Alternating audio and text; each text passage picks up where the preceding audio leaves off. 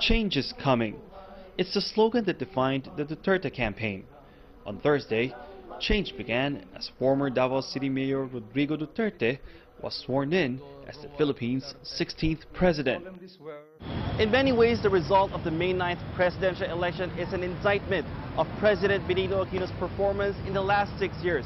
Rodrigo Duterte ran on a platform of change, and based on the overwhelming lead he had over his rivals, change, it seems, is what many Filipinos want.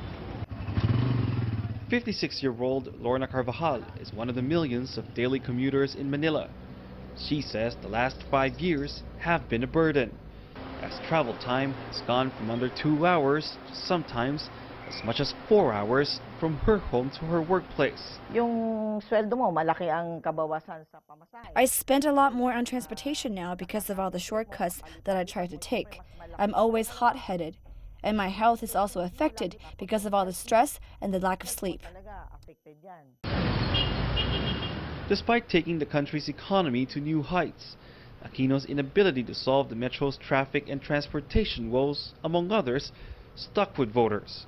Carvajal and millions of other Filipinos are betting on Duterte not only solving the transport mess, but making the streets safe and ending decades-long armed conflicts in the South. Not only does he have more personal understanding of the evolution of the conflict in Mindanao, its nitty-gritties, not only does he have very functional relations with different rebel groups, Muslims and communists, and actually is respected, he actually also appointed very capable people.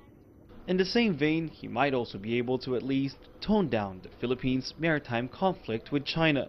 So what Duterte wants to do is that, okay, what can we do in order to just to manage the disputes, make sure there's no confrontation, there's no sensationalization, there's no unwanted conflict, but let's focus on areas where we have common interests. Common interests. That seemed to be the overarching theme of Duterte's message on Thursday. I was elected to the presidency to serve the entire country. I was not elected to serve the interest of any person or any group or any one class. I serve everyone and not only one.